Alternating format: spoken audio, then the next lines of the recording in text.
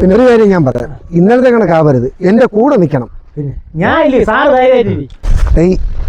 പിന്നെ നമ്മളിപ്പോ കാണാൻ പോകുന്ന ആളിനെ കുറിച്ച് എനക്ക് വല്ലതും അറിയാമോ?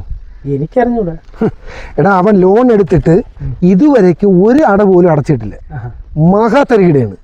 അതുകൊണ്ട് ഇന്ന് നമ്മൾ അടപ്പിച്ചിട്ടേ പോവും. ഇന്ന് അടപ്പിച്ചിട്ടേ ഒന്നെങ്കിൽ അവൻ അല്ലെങ്കിൽ ഞാൻ. ഇന്നലെ എന്താ ഓഫീസിൽ വരാൻ ചെയ്ത്?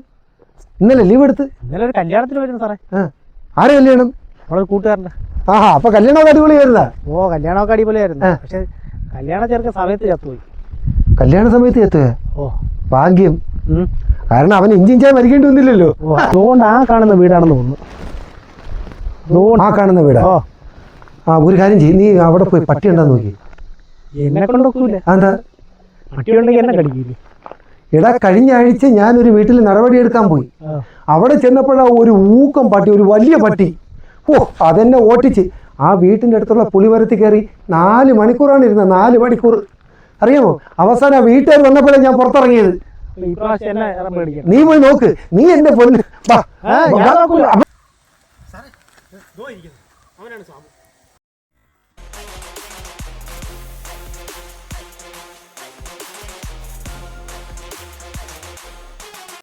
ഹലോ, മിസ്റ്റർ സാമു അല്ലേ?